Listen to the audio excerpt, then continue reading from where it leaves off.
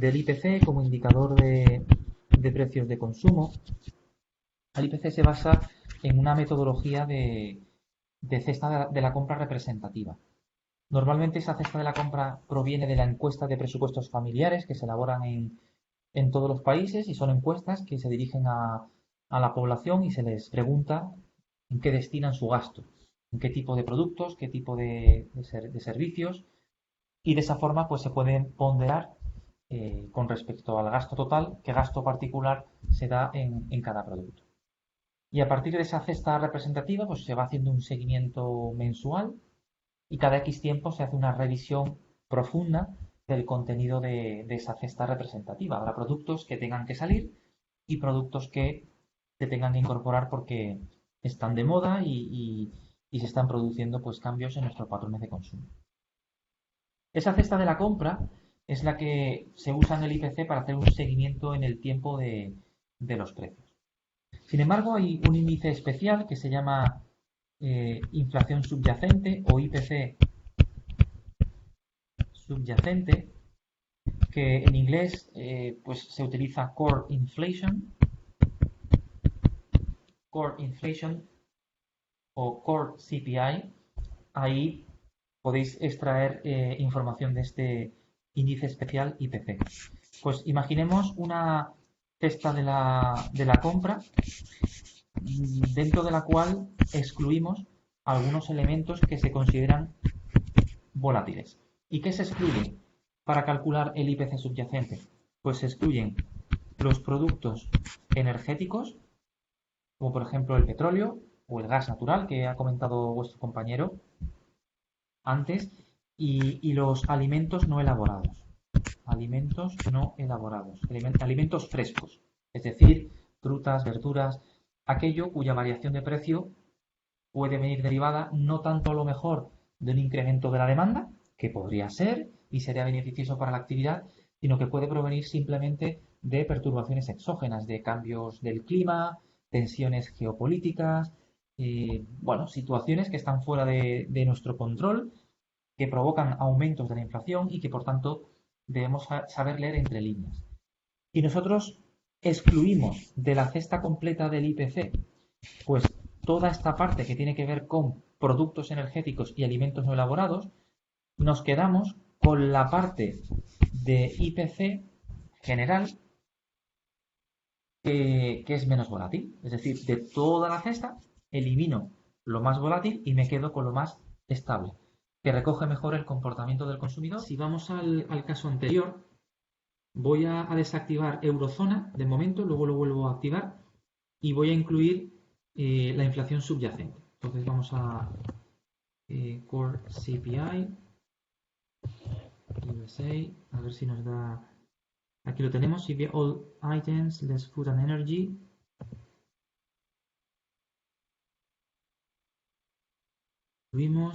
Aplicamos la tasa de variación interanual para que se mida en porcentaje.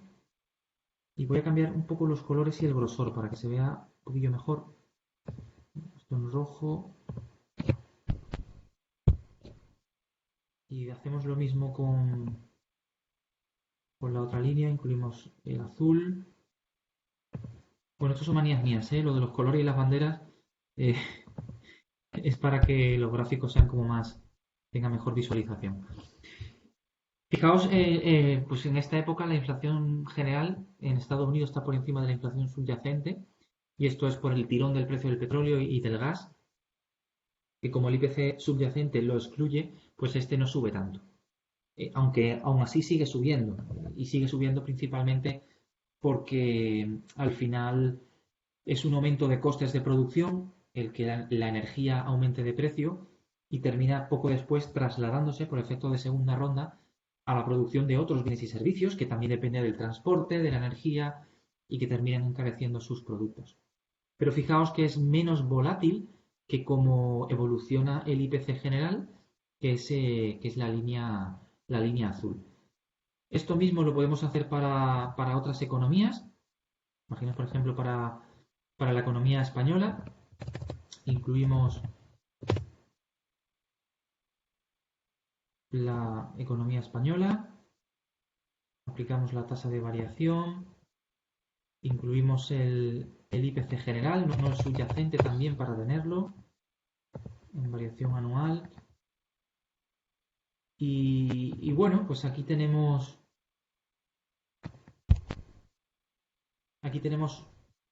el mismo gráfico que para Estados Unidos, pues ahora en España. Fijaos que la inflación en España está en el 6%, en la última cifra de enero, mientras que la subyacente está en el 2%. Recordad que el objetivo de inflación en el área euro se mueve en torno al 2% a medio plazo. Y es verdad que la inflación en España, la general, está en el triple, ¿no? En el 6%, es muy alta, pero la subyacente está todavía en el 2%.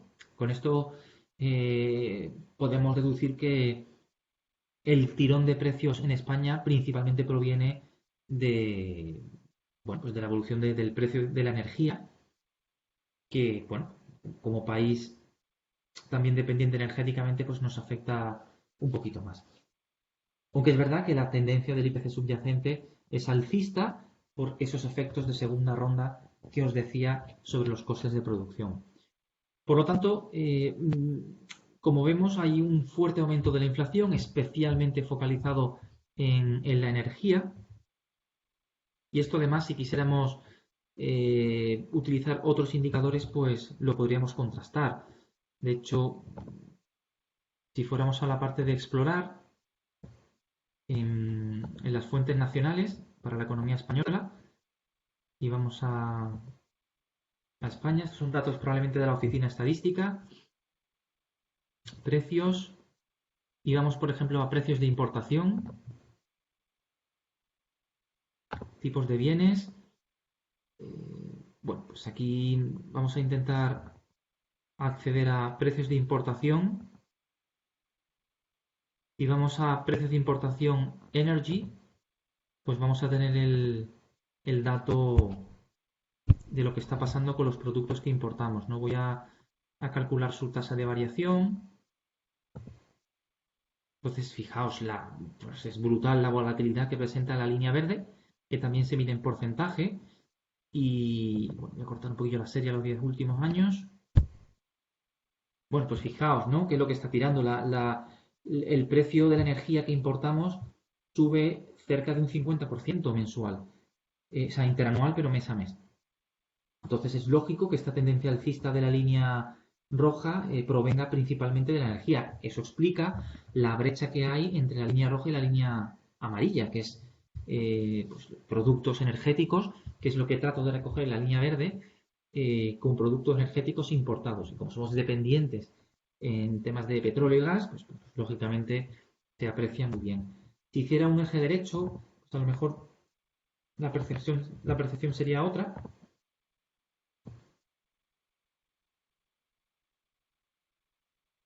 Vamos a ver. Bueno, aquí se ve la fuerte correlación que hay. No es que crezcan al mismo nivel. Tened en cuenta que el precio de la energía se mide en el eje derecho. Se pone aquí right scale. Mientras que el IPC general en rojo se mide en el eje izquierdo, que es un 6%. O sea, están desnivelados los ejes Y y Z, pero lo he hecho así para que veáis cómo la fuerte correlación que existe entre el incremento del precio de la energía que estamos importando y el aumento del IPC, de la inflación. Pues me gustaría acudir a la siguiente explicación. Cuando hablamos de las causas que explican la inflación, ¿qué explica que en un país haya más o menos inflación? Pues distinguimos algunas en concreto. La primera y probablemente la más famosa es la llamada teoría cuantitativa del dinero. La teoría cuantitativa del dinero lo que nos viene a decir es que si se produce en una economía un aumento de la cantidad de dinero que circula, esto va a terminar provocando un aumento de la tasa de inflación tarde o temprano. Entonces, pues claro, actualmente si pensamos en lo que ha estado pasando tras la gran recesión de 2008, 10, 12, 14, y posteriormente en el colapso de la pandemia, pues han producido incrementos de la oferta monetaria en todo el mundo muy, muy intensas. Entonces esto, pues en cierto modo, está echando leña al fuego y podría explicar también ese aumento de la tasa de inflación experimentada. Por otro lado, tenemos otra teoría, otra causa de la inflación, y es la llamada inflación de demanda.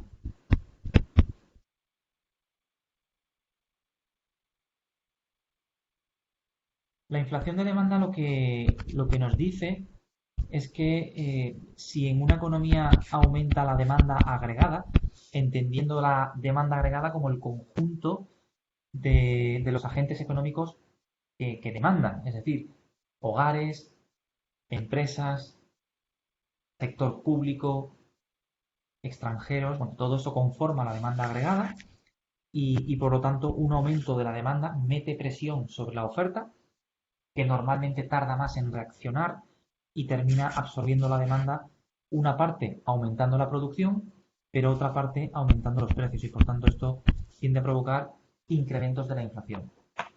Este tipo de inflación no parece que esté detrás del aumento de precios actual, en particular en España, pero tampoco en Europa, ¿eh? Algo más en Estados Unidos, pero en la economía europea y en la economía española no tanto, porque los indicadores de actividad económica proveniente del consumidor pues crecen a tasas del 0, algo. O sea, las ventas minoristas crecen poco, el consumo privado crece poco, la matriculación de automóviles pues tampoco está boyante. Bueno, pues lo que es el consumo privado está débil y en respuesta las empresas no aumentan precio por un exceso de demanda, sino, bueno, pues por otras razones que ahora veremos.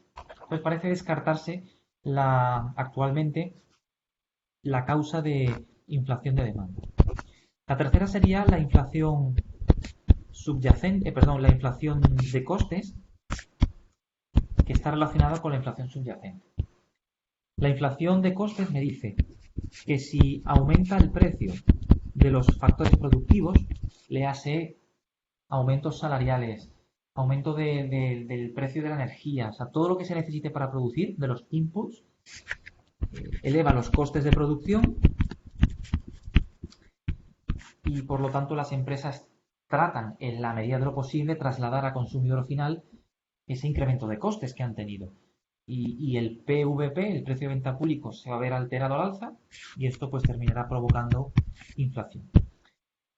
Esta inflación sí parece que esté teniendo lugar ahora, por lo que hemos comentado anteriormente, ¿no? Los aumentos del precio del petróleo, del gas natural y de otras materias primas que tienen que ver con la producción de componentes de tecnología, pues está provocando cierto cuello de botella, ¿no? Es que eh, al final está produciéndose un aumento de la inflación derivado de esta situación. Y en último lugar, destacaríamos la llamada inflación estructural.